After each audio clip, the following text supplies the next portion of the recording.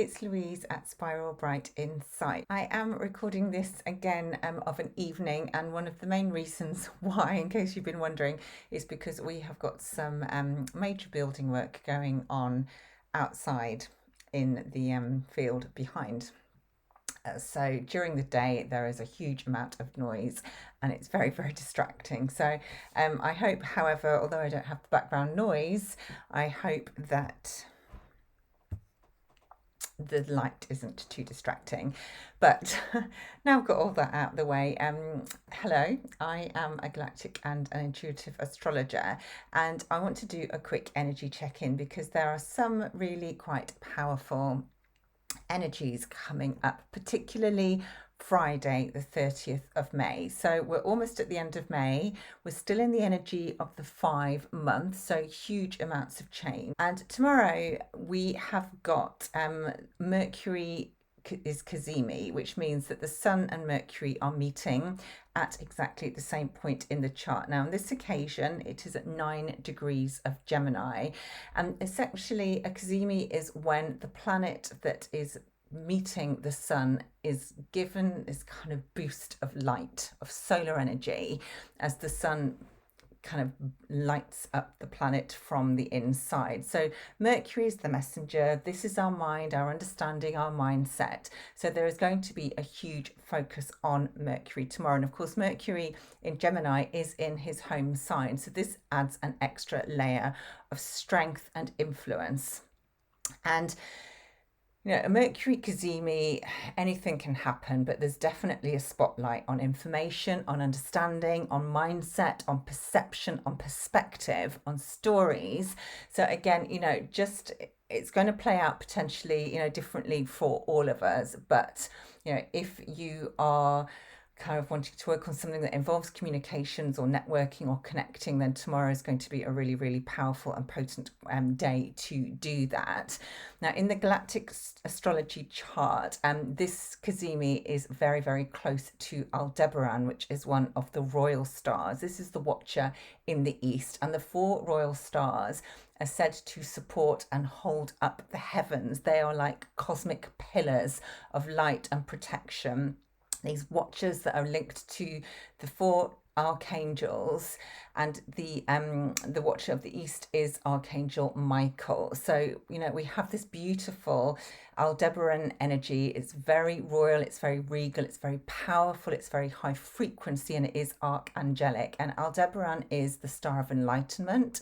It is the eye of the bull. So there is this kind of, again, with the influence of the Mercury Cazimi taking place very close to Aldebaran, it's like we are going to have potentially a flash of enlightenment or a flash of inspiration. Something new is potentially going to be revealed or uncovered or presented that may actually change everything in terms of how you think about something. And again, this could be a collective piece of information, something coming out on the world stage, something in the news, or it could be in your own individual personal life. Again, astrology just gives us the energies, and it is never sort of set in stone as how that is going to show up.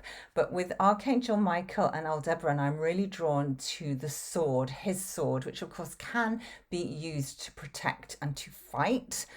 So that may be something that steps forward, but also to cut through illusion. And again, that feels very relevant as well, to protect, to stand up for divine wisdom and divine truth. This is Archangel Michael's job. He is the warrior, he is the protector, and he is going to guide us and make sure that we are safe. But also, if you have got any cords that are perhaps still lingering, or, residual energies from things that, you have been forced to or encouraged to let go of and release lately, this is a great day to really ask Archangel Michael to come forward and to cut through all those cords and to release you from anything that is holding you back, particularly if it's affecting your mind and your mindset. And I've talked a lot about stories recently and how the mind is so sophisticated, and we have, the ability with our mind to create stories, to think things, ideas, that we then believe are true, and often they are not true, but we get totally sucked in to what we think is truth. So, our minds can go rumbling off on all sorts of different directions that may not actually be very helpful. So again, this is a great day just to come back into center point and make sure that what you might be thinking, or the stories that you might be sort of creating in your head, are they actually real? Are they true? Now, as the Cazimi, the Sun, Mercury sit on or next to Aldebaran, there is also a sextile to Alpha Reticuli, which is another star that I've talked about quite a lot recently. This is in Reticulum. This, for me, really puts a spotlight on the web or the matrix, the kind of the form, the bringing together, the weaving together of strands of ideas, strands of light, strands of energy. And because Aldebaran is here in this sextile, there is this opportunity to cut through any of this web of lies, of light, of creation that may have become distorted. So again, that feels very relevant given that we're working with the Mercury Cazimi, Alpha Reticuli, very much it has got negative connotations and associations, but it also for me is about the web and the matrix and the creatrix energy and the ability to bring in strands that may have become tangled and discordant and distorted and create a new order and create a new web. And of course, the spider energy, this is divine feminine creatrix energy, able to create something that can feed, nurture, hold, protect, watch over us, as well as looking really, really beautiful and being incredibly sophisticated. And it's all coming from within as well with the spider, because she can basically create her home and her protection wherever she may find herself.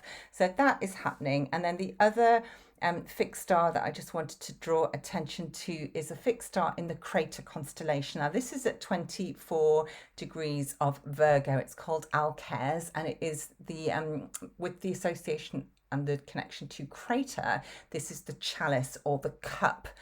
Many people have suggested that there's also a connection to the Holy Grail, and tomorrow the South Node is going to move across and conjoin with Alkes in Crater. So this feels really, really magical, really special. Again, with the backdrop of the Mercury Cazimi, new information is coming to light. There is a new perspective perhaps being woven or presented, or some perspective and mindsets and beliefs and patterns are being destroyed and cut away. This could be illusion that is being broken apart. But with the South Node conjunct Alkes, it feels as if we're going to have this ability, this opportunity to connect with something from our past, something that is being held within this chalice or this cup. And with Crater and Alkes, it's often related to gifts that have been handed down through lifetimes, through generations, something that you are here to bring as a gift to the world. This is devotion, this is service, this is also about purification, with the Virgo energy. So, this may be something that is from ancestral lineage or from a past life that suddenly you might have access to as the South Node moves over. Now, of course, the South Node also is about releasing us from aspects of the Virgo energy that perhaps are holding us back. And of course, Virgo, is the devote, divine feminine energy, the mother energy, someone who is here to serve and to devote themselves to a cause outside of themselves, perhaps.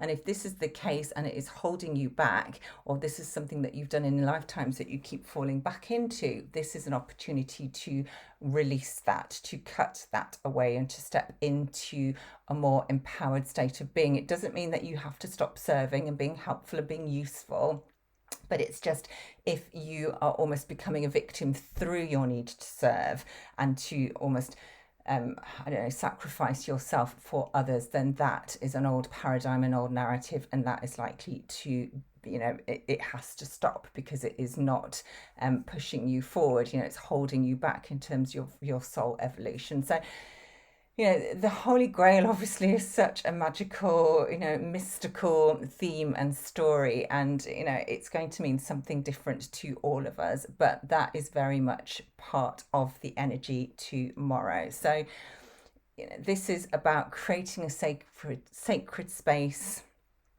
potentially having access to divine wisdom that can either help you release yourself from a past story or push you forward. And actually, it's really a bit of both, because with the nodal axis, although we're working with the south node on this occasion, we are always working as well with the opposing energy of the north node, which is Pisces. And this is about rising up out of victimhood, out of over sacrifice, to become more spiritual, to become more in tune with and aligned with unity consciousness and spiritual servitude. So I'm going to leave it there. That's just a couple of aspects that I've spotted that were really speaking to me. We are in this time of huge change. It's there's just so much going on, and again, I say this a lot, it does feel overwhelming. But just keep your eye on, where you are going individually. Try not to get sucked into too much of what is going on in the other lanes or in the other parts of, the story and the landscape. Just try and remain centered, and I will be back again soon with more insight. Sending lots of love.